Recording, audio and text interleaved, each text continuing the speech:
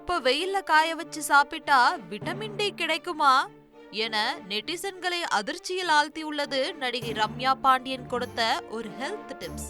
தமிழ் திரையுலகில் பிரபல நடிகையாக வலம் வருபவர் நடிகை ரம்யா பாண்டியன். வெள்ளித்திரை மட்டுமல்லாமல் சின்னத்திரையிலும் ஒரு கலக்கு கலக்கி வருகிறார். தற்போது ரம்யா பாண்டியன் தனது இன்ஸ்டாகிராம் பக்கத்தில் வீடியோ ஒன்றை வெளியிட்டார். அதில் சித்த மருத்துவர் ஒருவர் தனக்கு விட்டமின் டி கிடைப்பதற்கு எளிய வழியை கூறியதாக தெரிவித்திருந்தார். அதாவது கல்லுப்பை வாங்கி அதை வெயிலில் 2-3 நாட்கள் வைத்து எடுத்தால் விட்டமின் டியை அந்த கல்லு உப்பு உள்வாங்கிக் கொள்ளும் என்றும், அந்த உப்பை சாப்பிட்டால் விட்டமின் டி சத்து கிடைக்கும் என்றும், இந்த முறை மூலம் எளிமையாக விட்டமின் டி நமக்கு கிடைக்கும் என அவர் தெரிவித்திருந்தார். இந்த ஒரு கருத்து நெட்டிசன்களை யோசிக்க வச்சிருக்கு.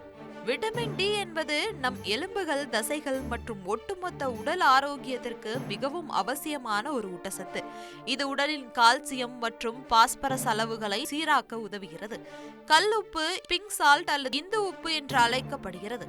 இதில் சோடியம் குளோரைடும், கால்சியம், மெக்னீசியம் மற்றும் பொட்டாசியம் போன்ற கனிமங்கள் சிறிய அளவில் உள்ளன. இது உடலின் எலக்ட்ரோலைட் சமநிலையை பராமரிக்க உதவும்.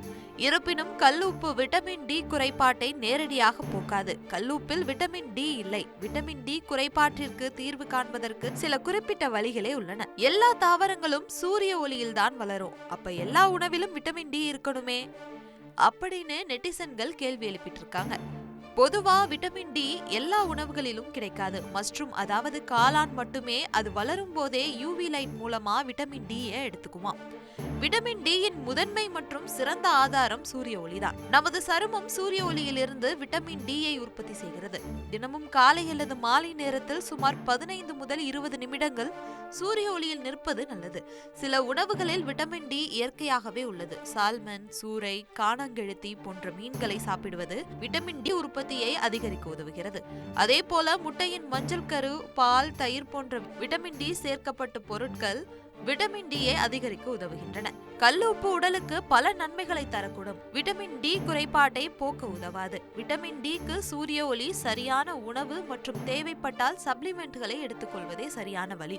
ஆனால் ரம்யா பாண்டியன் சொல்வது போல கல்லுப்பை வெயிலில் காய வைத்து எடுத்து சாப்பிட்டால் அதன் மூலமாக விட்டமின் டி கிடைக்கும் என்பது தவறான வழிகாட்டுதல் என பலரும் கருத்து தெரிவித்து வருகின்றனர். இது குறித்து மருத்துவர் சொல்வதை கேட்போம். வணக்கம், நான் டயட்டிஷியன் கோமதி கௌதமன் பேசுகிறேன்.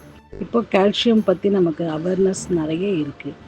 விட்டமின் டியோட வேலை நம்ம சாப்பிட்ற சாப்பாட்டில் இருக்கிற கால்சியத்தை அப்சர்வ் பண்ணி நம்ம பாடிக்கு கொடுக்கறது தான் அதோட வேலை. அப்போது விட்டமின் டி டெஃபிஷியன்சி இருந்ததுன்னா ஆட்டோமேட்டிக்காக கால்சியம் டெஃபிஷியன்சியும் வரும். கால்சியம் எதில் இருக்குது அப்படின்னு பார்த்தீங்கன்னா பால் சம்மந்தப்பட்ட பொருளில் நிறைய இருக்கும். அதில் ஒரு நாளைக்கு நம்ம 350 to 500 ml ஆஃப் மோர் குடித்தாலே போதும். நமக்கு தேவையான கால்சியத்தை அதிலிருந்தே எடுத்துக்கலாம். ரீசெண்டாக பார்த்தா நிறைய கால்சியத்தை பற்றி ஒரு அவேர்னஸ் வீடியோலாம் வருது. அதில் பார்த்திங்கன்னா உப்பில் காய வச்ச உப்பை 2-4 நாள் காய வச்சு எடுக்கலாம். அது நம்ம இன்னும் ரிசர்ச் பண்ணி அதை கண்டுபிடிக்கவே இல்லை. சன்ரைஸ் மூலிமா தான் நம்ம விட்டமின் டியை எடுக்க முடியும். அது உண்மைதான். ஆனால் நமக்கு அது அப்சார்ப்ஷன் ஆஃப் சால்ட் எவ்வளோ தூரம் எடுத்துக்குது அப்படின்றது நம்ம இன்னும் ரிசர்ச் மூலமா நிரூபிக்கப்படலை. அதனால் நம்ம அந்த மாதிரி சோர்ஸில் எடுக்கிறத விட பால், மோர், தயிர், வெண்ணெய், நெய் அந்த மாதிரி சோர்ஸில் நம்ம ட்ரை பண்ணுறது நல்லது. இன்னும் அடுத்த இது பார்த்திங்கன்னா விட்டமின் டி டெஃபிஷியன்சி இருந்தால் நம்ம உடனே அதை கரெக்ஷன் பண்ணிக்கணும். ஏன்னா அதை விட்டோம்னா அதனால் நமக்கு நிறைய விளைவுகள் ஏற்படும். மூட்டு வலி, போன் ஜாயிண்ட் தேய்மானங்கள், நிறைய பாடி பெயின், அந்த மாதிரி நிறைய விதமான நமக்கு பெயின் இமீடியட்டாக வர ஆரம்பிக்கும். நமக்கு விட்டமின் டி டெஃபிஷியன்சி இருக்கா, உடனே நம்ம டாக்டரை கன்சல்ட் பண்ணி அதுக்கான ஃபஸ்ட்டு மருந்து மாத்திரைகள் சாப்பிட்டுட்டு அதுக்கப்புறமா தான் ஃபுட் மூலமா அந்த சோர்ஸை நம்ம சரி பண்ண முடியும். ட்ரெண்டை ஃப்ரெண்ட் ஆக்கிக்கோங்க. தந்தி டிவியின் சப்ஸ்கிரைபர்ஸ் அண்ட் ஃபாலோவர்ஸ் குடும்பத்தில் நீங்களும் இணையுங்க.